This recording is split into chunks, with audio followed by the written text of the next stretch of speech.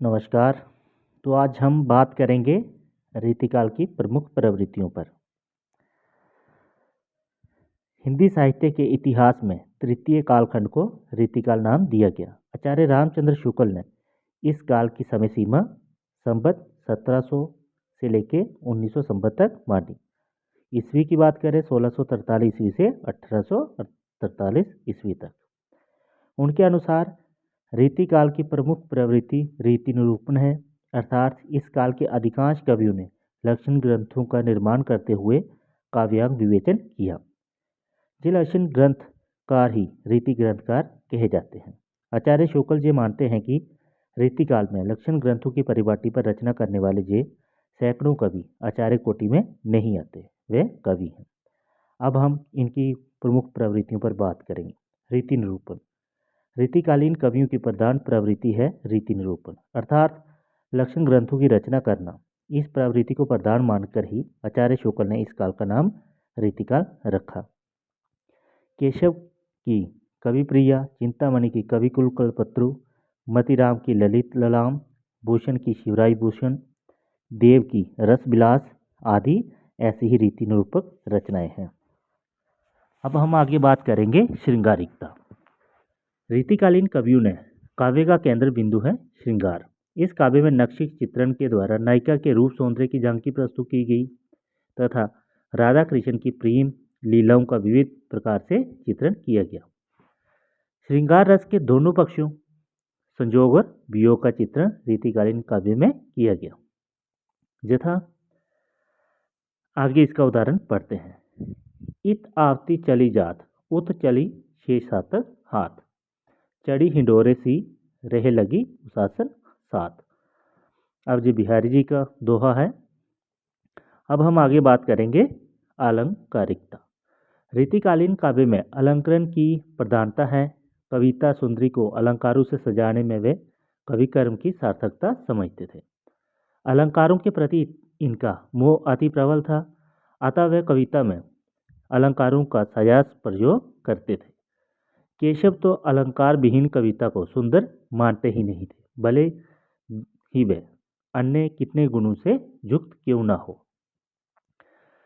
अब ये उदाहरण दे सकते हैं। यद्यपि सुजाति सुलक्षणी, सुवर्ण सरस सुभृत, भूषण बिनु न विराजई, कविता विनीता मित। आगे प्रवृत्ति है आश्रयदाताओं की प्रशंसा, जिनकी महत्वपूर्ण प्रवृत्ति है। रीतिकाल के अधिकांश कवि राय दरबार में आश्रय प्राप्त करते थे।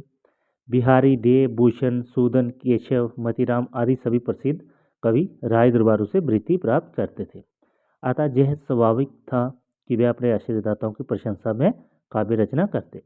देव ने अपने आश्रयदाता भिवानी सिंह की प्रशंसा में भवानी विलास लिखा, तो भूषण ने शिवाजी की प्रशंसा में शिवा भवानी एवं छत्रसाल बुंदेला की प्रशंसा में छत्रसाल दशक की रचना की। भूषण जैसे कुछ कवियों को यदि छोड़ दिया जाए तो रीतिकाल के अधिकांश कवियों द्वारा की गई आश्रयदाताओं की प्रशंसा अतिशयोक्तिपूर्ण है। अब आगे बात करेंगे बहुज्ञता एवं चमत्कार की। इनमें अधिकांश जो थे वह पांडित्य दर्शन की जो प्रवृत्ति है इसमें परिलक्षित होती है।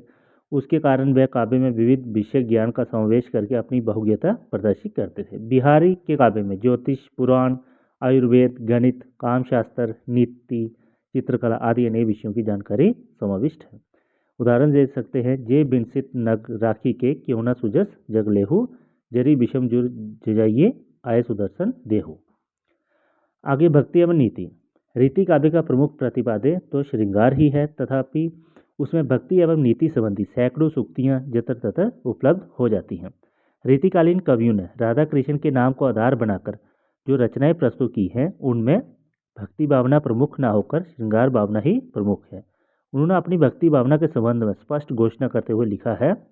रिझिहे सुकवि जो, तो जानो कविताई, ना तो राधिका कन्हाई सुमिरन को बहानो है। आगे बात करेंगे हम नारी भावना की।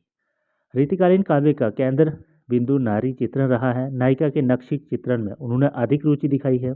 नारी को वे भोग विलास का उपकरण मात्र समझते थे, अतः उसके अन्य रूपों गृहिणी, माता, भगिनी, देवी आदि का चित्र उन्होंने नहीं किया। आचार्य हजारी प्रसाद द्विवेदी के अनुसार जहाँ नारी कोई व्यक्ति या समाज के संगठन की इकाई नहीं है, बल्कि सब प्रकार के बंधनों से यथासंभव मुक्त विलास का एक उपकरण मात्र है। अब हम बात करेंगे आगे प्राकृतिक चित्रण की। ये भी महत्वपूर्ण विशेषता है। रीतिकालीन में आलंबन रूप में प्राकृतिक चित्रण बहुत कम हुआ है, जबकि आलंकारिक रूप में तथा उद्दीपक रूप में अधिक हुआ है। बिहारी के प्राकृतिक चित्रण संबंधी दोहा देखिए। रनित भृंग घंटा बली, जरित दांड मधुनीर, मंद मंद आवतु चल्यो कुंजर कुंज समीर। आगे ब्रज भाषा का प्रयोग, ये इनकी प्रमुख विशेषता है। रीतिकालीन कवियों ने ब्रज भाषा में काव्य रचना की है। रीतिकाल में केवल ब्रज क्षेत्र के कवियों ने ही नहीं, बल्कि ब्रज भाषा में अलग रहने वाले कवियों ने भी रचना की है। अब इसका उदाहरण दे सकते हैं। ब्रज भाषा हेत ब्रजभाष। अब हम निष्कर्ष रूप में कह सकते हैं रीतिकालीन हिंदी साहित्य का वह युग है जिसमें काव्य रचना शास्त्रीय नियमों पर आधारित रही। इस काल में श्रृंगार रस की प्रधानता और नायिका वेद का विस्तृत वर्णन मिलता है। कवियों ने भावों की अपेक्षा अधिक